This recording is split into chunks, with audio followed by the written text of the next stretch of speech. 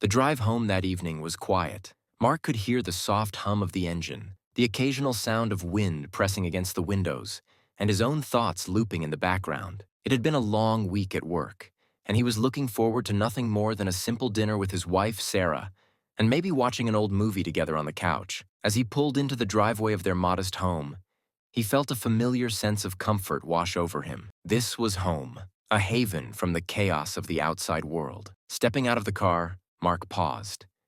He caught a whiff of something faint yet unmistakable, lavender. It was a scent he associated so strongly with Sarah, a fragrance she used to wear every day when they first started dating. She had loved lavender, and its presence had always felt comforting to him, as if she were lingering in the air around him. But then, after years of marriage, she had stopped wearing it, explaining that she was ready for a change. Yet here it was, floating on the crisp autumn air, a ghost of memories from when they'd first fallen in love. With a slight furrow in his brow, Mark entered the house. The lights were dim, and an unusual quiet hung in the air. Typically, he would hear Sarah bustling in the kitchen or on the phone with a friend, her laughter filling the room. But tonight, there was only silence. The house felt different, almost as if he were walking into a stranger's home. As he hung up his coat, he noticed something odd. A pair of men's shoes by the door, shiny and polished, far too sleek and elegant for his tastes. His stomach twisted. Mark's first thought was to dismiss it.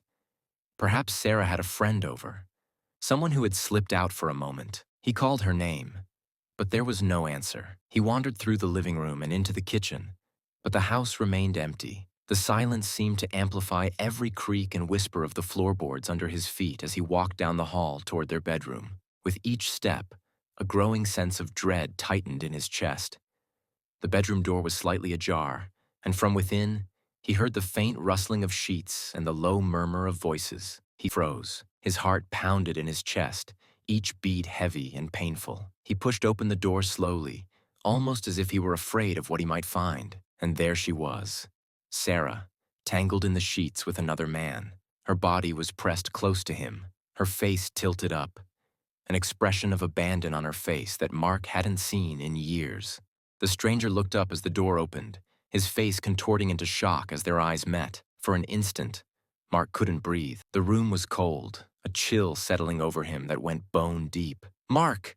Sarah gasped, pulling the sheets around herself. The man scrambled out of bed, fumbling to gather his clothes. Mark felt rooted to the spot, unable to move, to speak, to even fully comprehend what he was seeing. There was a moment of chaotic silence where the three of them stood there, tangled in shock and shame. Mark finally found his voice, though it was weak, barely above a whisper. "What is this?"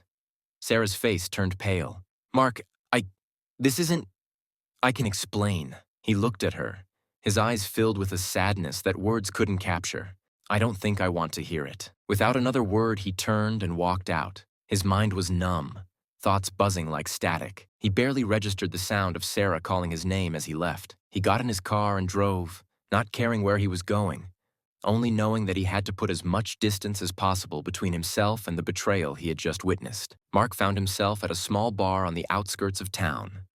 It was dimly lit and almost empty, the kind of place he would never have gone to under normal circumstances. But tonight was different. He took a seat at the bar and ordered a whiskey, the liquid burning as it slid down his throat. The bartender gave him a sympathetic nod, as if he could sense the storm raging inside him. Hours passed. He sat there, drinking and replaying scenes of his marriage in his mind, each memory tainted now with Sarah's infidelity. Their wedding day, the vacations, the quiet nights they'd spent talking about the future. All of it felt like a lie. He had given so much of himself to this relationship, and now it felt like he was watching it crumble in front of him, powerless to stop it. Eventually, he stumbled out of the bar and into the cold night. He checked his phone to find dozens of missed calls from Sarah, but he ignored them, shutting off his phone entirely.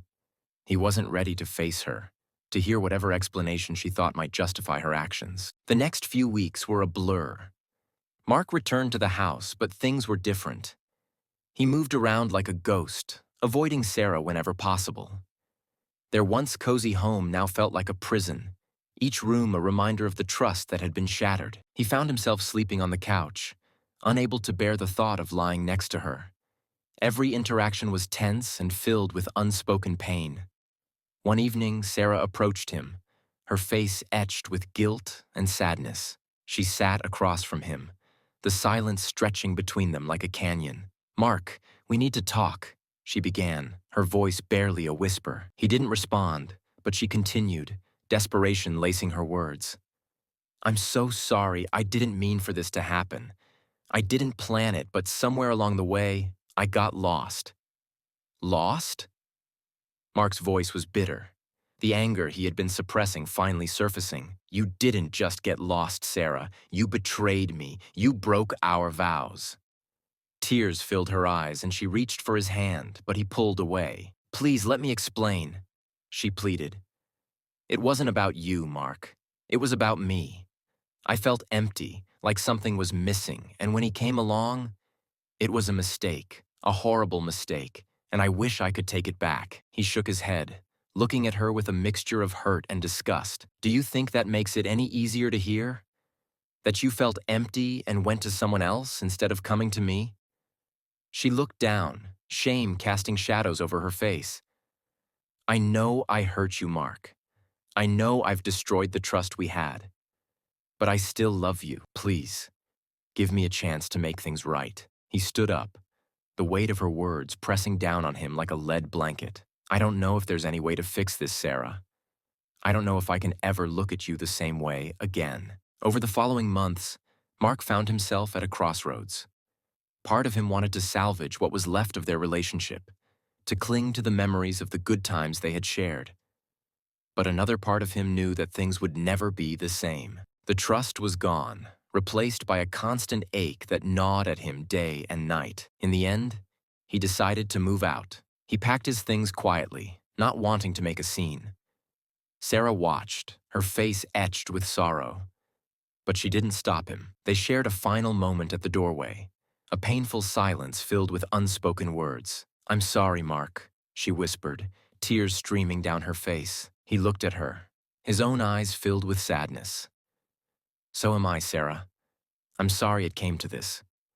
With that, he left, stepping into the cool autumn air. As he walked away, he caught one last whiff of lavender.